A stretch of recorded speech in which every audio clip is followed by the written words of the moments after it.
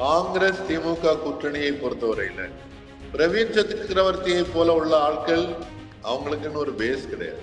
அவர் இந்த இடம் விஜய் கட்சியில போய் சேர்ந்தால் ஆச்சரியப்படுவதற்கு அவர் போறதுனால காங்கிரஸ் அவங்க கூட போயிடாரு. மாணிக்கம் தாக்கூர் தொகுதியிலே பெருசா இல்லாமல் இருந்து கொண்டே தொடர்ந்து காங்கிரஸ் திமுக ஆதரவனால ஜெயிச்சிட்டு இருக்கிறவர். கட்சியினுடைய கொள்கைக்கு அப்பாற்பட்டு பேசுறது என்பது ரொம்ப கண்டிக்கிறது. இந்த சூழ்நிலையில கணபதி அவர்கள் திரு ராகுலை சந்தித்து பேசியிருக்கிறது ஒரு கட்ட முன்னேற்றமாகத்தான் பார்க்கிறேன். இறுதி அல்ல இது. நிச்சயமாக இறுதி முடிவெடுக்கும் போது ராகுல் காந்தியும் முதலமைச்சர் மு.க. ஸ்டாலின் அவர்களும் பேசிக்கொள்வார். அதுதான் இறுதி முடிவாக இருக்கும். இன்றைக்கு காங்கிரசுக்கு திமுக விட்டா வேற யாரு கூட போனாலும் அழிவுதான். அதை வலுப்படுத்தாமல் எங்களுக்கு சீட்டை கொடுங்க அதிகாரத்துல பங்கு கொடுங்கன்னு சொல்றதுல எந்த நியாயமும் கிடையாது. அப்படி இருக்கும்போது ஆட்சியில் பங்கு கூடுதல் சீட்டுன்னு கேட்டு ஒரு கூட்டணியை பிரிப்பதோ விளப்பதோ அதற்காக குரல் கொடுப்பதோ மிகப்பெரிய தவறாக இருக்கும். தாவேக்காவை பொறுத்தவரையில காங்கிரஸ் தாவேக்காவில் போய் சேர்ந்தால் காங்கிரஸ்ல இருக்கக்கூடிய நிறைய பேர் தாவேக்கா போயிடும். சந்திரசேகர் சொல்ற மாதிரி தாவேக்கா விஜய்க்கே அதை கருத்து இருக்கான்றது எனக்கு தெரியல. ஏன்னா விஜய் இதுவரைக்கும் அவங்க சொல்லிட்டு இருக்கிறதுக்கு நாங்க தனியா நிற்போம் அப்படின்னு தான் சொல்லிட்டு இருக்காங்க. ஸோ அவங்க ஒரு முடிவுக்கு வரட்டும். ஆனா அவங்க தனியா நின்னாங்கன்னா தான் அவங்களுடைய உண்மையான பலம் என்னன்றது தெரியும். ஒரு வரலாறு இருக்கிற கட்சி இன்னைக்கு தேஞ்சு போச்சு. ஏதோ ஒரு கட்சிக்கு ஆதரவு கொடுத்து இதுக்கு தேங்கி போயிட்டே இருக்காங்க. அந்த ஒரு பவரை நாங்க கொடுக்கிறோம். அவங்க பாராளுமன்ற உறுப்பினரா இருந்தும் கூட கரூர்ல காங்கிரஸ் ஒரு வலுவான கட்சியா அப்படின்னு பார்த்தா இல்லைன்னு இவங்கெல்லாம் தேவையில்லாம ஏதாவது உளருவாங்க. தலைமை கடைசியில கூப்பிட்டு ரொம்ப ஸ்ட்ராங்கா சொல்லியாச்சுன்னா அதோட அமைதியாக இருப்பாங்க. இல்லைன்னா அவங்களுடைய சீட்டையும் இழப்பதற்கு வாய்ப்பு இருக்கு.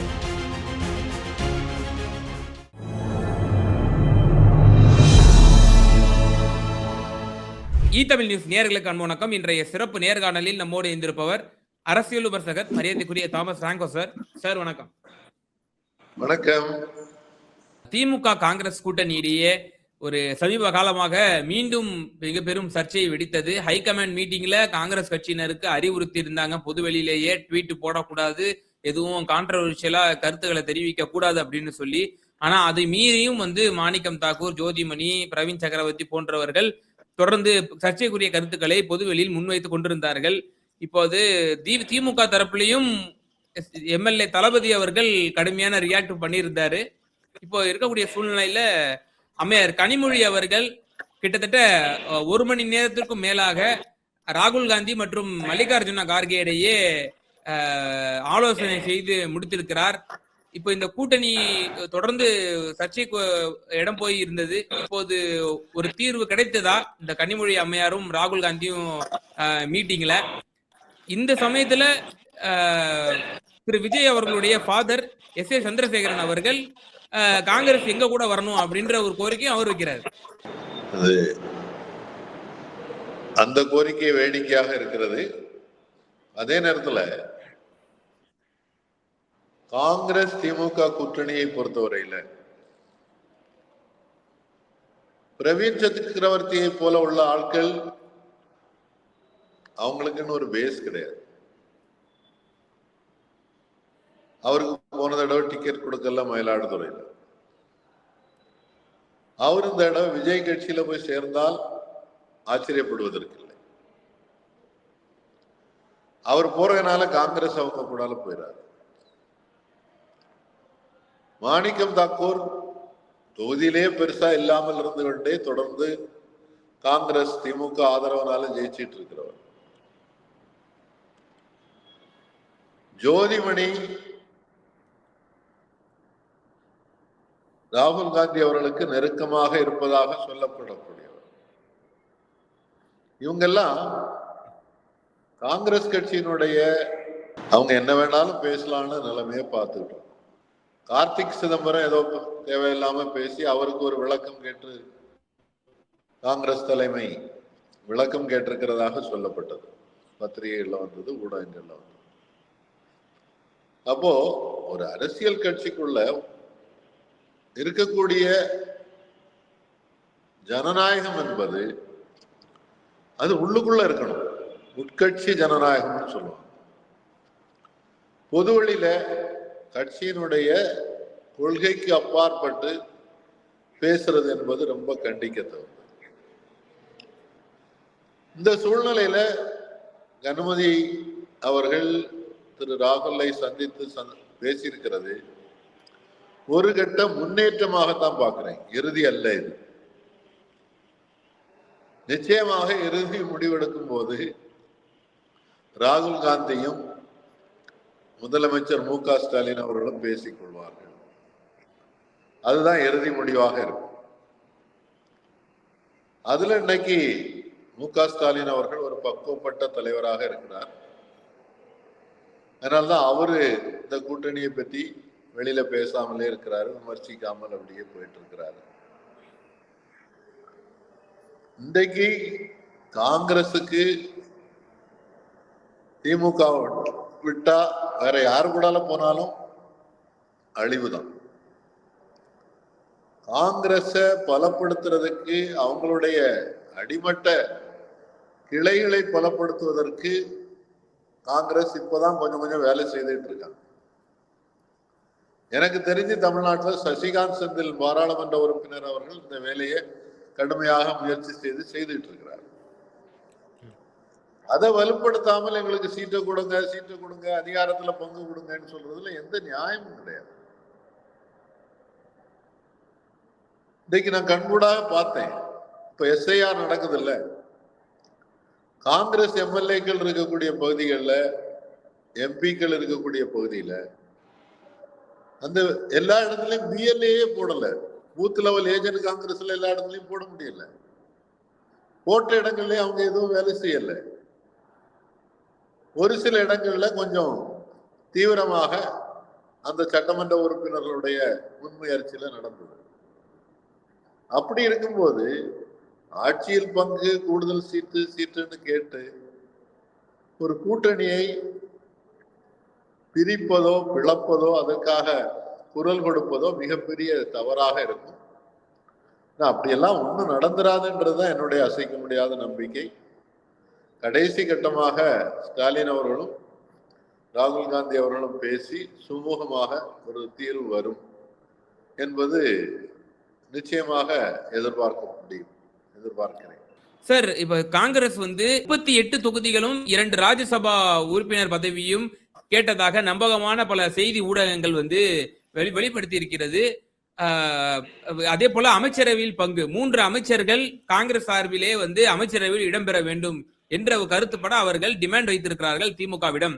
அதனாலதான் விஜயினுடைய தகப்பனார் எஸ்.ஏ. சந்திரசேகர் அவர்கள் என்ன சொல்றாரு அப்படின்னா, யாரையோ நம்பி காங்கிரஸ் தொடர்ந்து தேஞ்சு கொண்டே வருது, தொங்கு சதையா இருக்கு, நீங்க விஜய் கூட வாங்க, உங்களுக்கு அதிகார பகிர்வு கிடைக்கும், உங்களுக்கு பூஸ்ட் கிடைக்கும் அப்படின்னு சொல்லி இருக்கிறாரு. எப்படி பாக்குறீங்க? அதாவது கோரிக்கை வைக்கிறதுல தப்பு இல்லை. கூடுதல் சீட்டு கேட்கறது எல்லா கட்சிகளும் தான் கேட்பாங்க. விடுதலை சிறுத்தைகள் கட்சியும் கூடுதல் சீட்டு கேட்குது. சிபிஐ கூடுதல் கேட்கிறாங்க. சிபிஎம் 15 தொகுதிகளை அடையாளம் கட்டி பட்டியலை கொடுத்திருக்கிறாங்க. இதெல்லாம் நம்ம பார்க்கிறோம் ஊடகங்கள் மூலமா. ஒவ்வொரு கட்சியும் அவங்கள வலுவாக்குறதுக்காக கூடுதல் சீட்டு கேட்கிறது என்பது யதார்த்தமாக நடக்கிறது. ஆனால் இறுதியாக முடிவெடுக்கும் போது தலைமை எடுக்கக்கூடிய முடிவுகளுக்கு எல்லோரும் கட்டுப்படுவார்கள். ஒரு சிலர் அதிருப்தி காரணமாக கட்சியை விட்டு வெளியே போய் அடுத்தவங்களோட சேருவாங்க. ஏன்னா இங்க இருக்கக்கூடிய அரசியல் கட்சிகள்ல பலரும் கொள்கை பிடிப்போடு இருக்கக்கூடியவங்க இல்லை, அவங்களுடைய சுயநலத்துக்காக அரசியலை பயன்படுத்தக்கூடியவர்கள் இருக்காங்க. அவங்க சிலர் விட்டுட்டு போய் வேற எங்கேயா வாய்ப்பு கிடைச்சா அங்க போய் நிற்பாங்க. ஆனா தாவேக்காவோட கூட்டணி வைங்க, நீங்க வலுவாயிருவீங்கன்றது எஸ் சந்திரசேகர் சொல்றது வேடிக்கையா இருக்கு. தாவேக்கா எவ்வளவு வலுவான கட்சின்றதே இன்னைக்கு இது வரைக்கும் சோதிக்கப்படாத ஒன்று. ஒரு பஞ்சாயத்து தேர்தலில் கூட இது வரைக்கும் நிக்கல. ஒரு தேர்தலில் நின்னாதான் அதுக்கு பிறகு அவங்களுடைய பலம் என்ன இருக்குன்னு தெரியும். அதுவும் தனியா நின்னாதான் தெரியும். இல்லைன்னு சொன்னா கூட்டணியாக நிற்கும் போது ஒருவேளை காங்கிரஸ் கூட்டணின்னு வச்சுக்கிடுங்க, வெற்றி கிடைத்த தொகுதிகள்லாம் காங்கிரஸ் என்ன சொல்லுவோம், எங்களாலதான் வெற்றி கிடைச்சது. ஏற்கனவே காங்கிரஸ் சொல்ல தொகுதிகளை பட்டியல் போட்டு இந்த தொகுதிகள் எல்லாம் குறைந்த வாக்கு வித்தியாசத்துலதான் திமுக ஜெயிச்சது, அது எங்களுடைய வாக்குனால அப்படின்னு. அப்படி A+B=AB பார்முலாவில் அரசியல் ஒர்க் ஆகிறது இல்லை. தாவேக்காவை பொறுத்தவரையில காங்கிரஸ் தாவேக்காவில் போய் சேர்ந்தா காங்கிரஸ்ல இருக்கக்கூடிய நிறைய பேர் தாவேக்கா போயிடும். அதுதான் யதார்த்தமா இருக்கும். அவங்களும் ஆள் தேடிக்கிட்டு இருக்காங்கல்ல, புதிய கட்சி நிறைய பேருக்கு போட்டி போட வாய்ப்பு கொடுக்க முடியும், வாங்க வாங்கன்னு கொண்டு போய் கடைசியில காங்கிரஸ் ஒண்ணும் இல்லாம போயிடும். காங்கிரஸ் ஏற்கனவே பல மாநிலங்களில் தேய்ந்து கொண்டு வருகிறது. தமிழ்நாட்டில் இத்தனை எம்எல்ஏ எம்பி இருக்காங்கன்னு சொன்னா அதுக்கு காரணம் திமுகவோட இருக்கக்கூடிய ஒரு வலுவான கூட்டணி. ஆட்சியில் பங்கு போவது என்பது நடக்க போறதில்லை. அதே மாதிரி ராஜ்யசபா உறுப்பினர்கள் ஒருவேளை யாருக்காவது பாவம் பார்த்து கொடுப்போம்னு சொல்லி கொடுக்கறதுக்கு வாய்ப்பு இருக்கு. ஏற்கனவே ஒரு லிஸ்ட் பார்த்தேன், எல்லாம் யூகத்துலதான் ஒவ்வொரு ஊடகங்கள் எழுதிட்டு இருக்காங்க. அதை பார்த்தாச்சுன்னாக்கி திமுக 164 தொகுதி, காங்கிரஸுக்கு 25 தொகுதி, சிபிஐக்கு 6, சிபிஎம்முக்கு 6, பிசிகாவுக்கு 8. ஆமா, அந்த மாதிரி எல்லாம் லிஸ்ட் போட்டுக்கிட்டு இருக்காங்க. இது இறுதி முடிவு எடுக்க போறது திமுக தலைவர் மு.க. ஸ்டாலின் அவர்கள். அது பொறுத்திருந்து தான் பார்க்கணும். ரொம்ப முன்னாலேயே இந்த கூட்டணி வரணும்ன்றது தேவையும் இல்லை. கூட்டணியை சீக்கிரம் முடிவு பண்ணியாச்சுன்னா ஒண்ணு நல்லது, பிடிக்காதவன் போறவன் போய் தொலைட்டுன்னு அனுப்பி விட்டுடலாம். ஸோ தேவையில்லாம அந்த தன்னுடைய சுயலாபத்துக்காக இருந்துக்கிறவங்கள கொஞ்சம் பேர் வெளியே போனாங்கன்னா கூட அது நல்லது. சார் இப்போ மதுரை வடக்கு மதுரை சந்திரசேகர் சொல்ற மாதிரி தாவேக்கா விஜய்க்கே அதை கருத்து இருக்கான்றது எனக்கு தெரியல. ஏன்னா விஜய் இதுவரைக்கும் அவங்க சொல்லிட்டு இருக்கிறதுக்கு நாங்க தனியா நிப்போம் அப்படின்னு தான் சொல்லிட்டு இருக்காங்க. ஸோ அவங்க ஒரு முடிவுக்கு வரட்டும், அது என்ன முடிவு வரப்போகுதுன்னு தெரியல. ஆனா அவங்க தனியா நின்னாங்கன்னா தான் அவங்களுடைய உண்மையான பலம் என்னன்றது தெரியும். இப்போ கூட்டத்துக்கு ரசிகர்கள் எல்லாம் போறாங்க, அவங்க எல்லாம் ஓட்டு போட போறாங்களா இல்லையான்றது பொறுத்திருந்தானே பார்க்கணும்.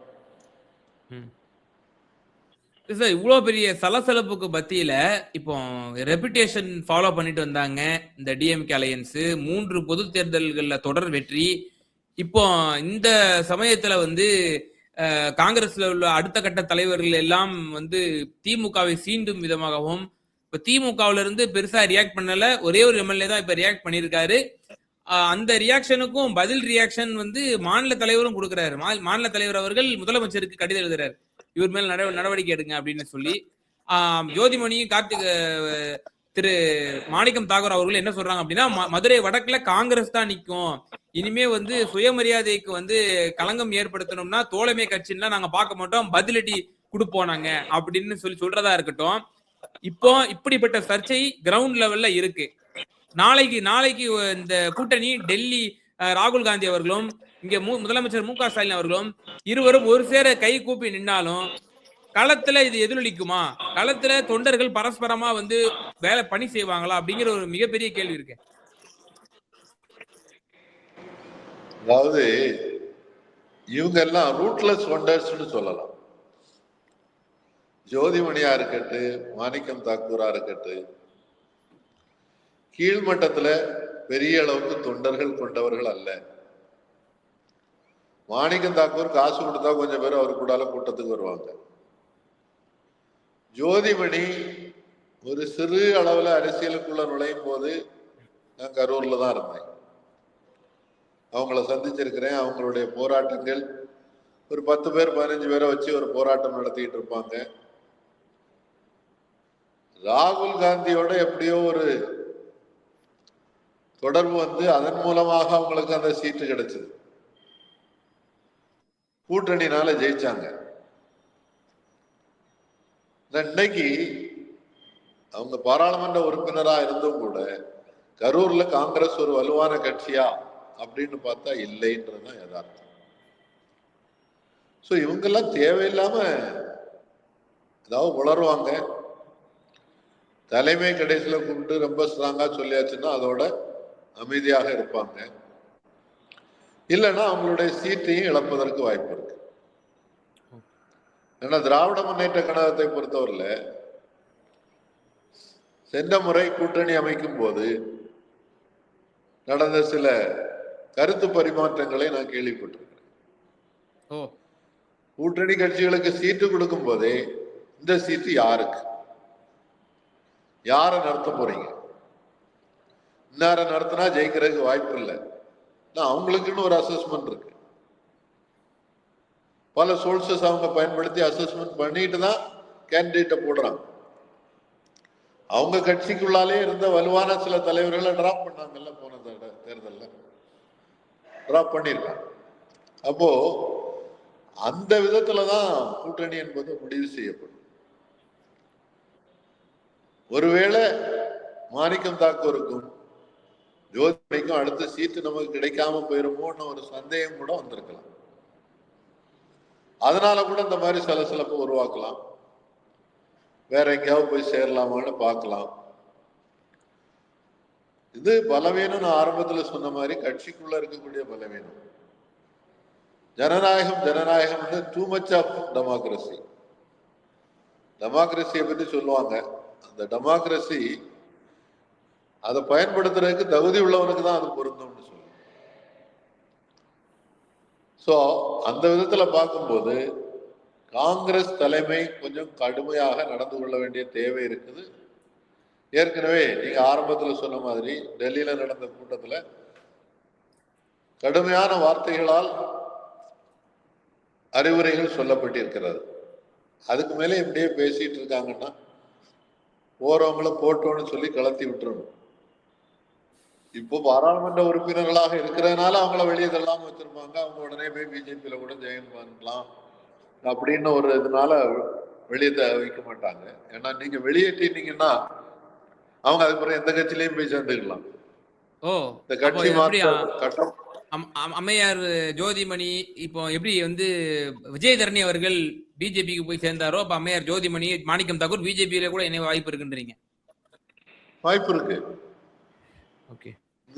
இங்க உள்ள அரசியல்ல இதெல்லாம் யதார்த்தமாக நடந்து கொண்டிருக்கிறதை நம்ம பலதும் பார்த்துட்டோம். இப்ப உள்ள கூட்டணியில என்ன நடக்குதுன்றதையும் பார்த்துட்டு இருக்கோம்ல. சோ இதெல்லாம் தமிழ்நாட்டுல நடக்கிறதுக்கு வாய்ப்பு. நிச்சயமா சார். சமகால அரசியல் சூழ்நிலை குறித்து ரொம்ப தெளிவா எங்க நேயர்களுக்கு உங்களுடைய கருத்துக்களை பகிர்ந்தீங்க. ரொம்ப நன்றி.